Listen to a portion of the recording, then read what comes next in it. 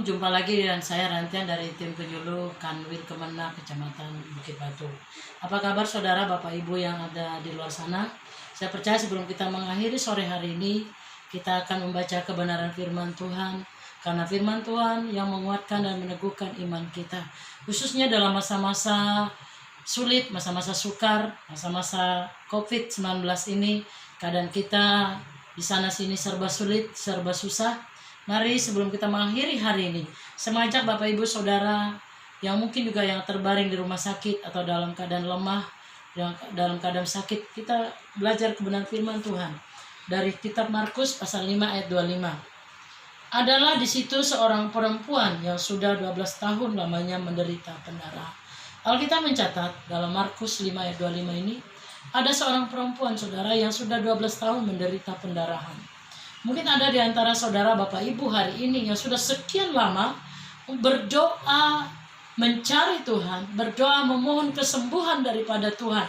Tapi hari ini belum mendapatkan jawaban dari Tuhan. Jangan heran saudara, di Alkitab juga dicatat, dikatakan bahwa ada seorang perempuan sudah 12 tahun menderita pendarahan. Seperti sesuatu yang keluar dari tubuhnya, itu bukan sesuatu yang menyenangkan saudara. Tentu sesuatu yang bisa membuat dia malu, sesuatu yang bisa membuat dia sakit, dan itu dialami oleh perempuan ini selama 12 tahun. Kita lanjut ayat selanjutnya. Ia telah berulang-ulang diobati oleh berbagai tabib, sehingga telah dihabiskannya semua yang ada padanya. Namun sama sekali tidak ada faedahnya, malah sebaliknya keadaannya makin memburuk. Saudara yang terkasih, dia telah berulang-ulang berobat, mencari berbagai tabib. Kalau sekarang ke dokter yang paling ahli mungkin, yang sudah berpengalaman, bahkan dikasih berbagai resep obat. Tapi Alkitab mencatat tidak ada faedahnya, malah itu membuat dia semakin parah. Bukan berarti kita berobat ke dokter tidak ada faedah, bukan saudara. Tapi Alkitab di sini mencatat, perempuan ini berganti tabib, dari satu tabib ke tabib yang lain saudara. Tapi dia tetap mengalami pendarahan. Ayat 27, dia sudah mendengar berita-berita tentang Yesus. Maka di tengah-tengah orang banyak itu yang mendekati Yesus dari belakang dan menjamah jubahnya. Saudara yang terkasih, dia mendengar tentang Yesus. Dia tahu tentang Yesus, dia dengar Yesus ada di sana. Seperti dalam usahanya untuk mencari Tuhan, untuk mencari kesembuhan, ada satu usaha, ada satu tindakan dilakukan oleh perempuan ini. Mari saudara, apapun keadaan saudara hari ini, saudara diranjang kesakitan, mungkin di rumah, di mana tempat pun berada, mari kita mencari Tuhan, kita datang pada Tuhan. Apapun masalah dan probleman, kita yakinlah. Alkitab mencatat, asal ku jamah saja jubahnya. Betapa besar iman perempuan ini saudara. Alkitab mencatat orang benar akan hidup oleh imannya. Roma 1 ayat 17. Habakuk pasal 2, orang benar itu akan hidup oleh imannya. Mengapa aku lihat begitu banyak kemalangan orang benar? Tapi kitab Habakuk mencatat orang benar akan hidup oleh imannya. Iman yang menyelamatkan. Iman yang percaya kepada Yesus Kristus sebagai Tuhan dan Juru Selamat. Iman yang meletakkan seluruh kehidupan kita kepada Tuhan. Kalau kita sudah taruh, kalau kita sudah cari Tuhan, jangan diambil lagi saudara. Kadang-kala kita datang pada Tuhan, kita berdoa mencari Tuhan. Ketika selesai kita melakukan itu lagi, kita pikirkan lagi. Tapi hari ini, kita punya iman. Kita mencatat dalam Markus, kalau kamu punya iman sebesar biji sesawi saja, maka itu yang akan bisa memindahkan gunung. Apa masalah saudara? Apa sakit penyakit saudara yang alami pada hari ini? Mari kita punya iman sebesar biji sesawi saja.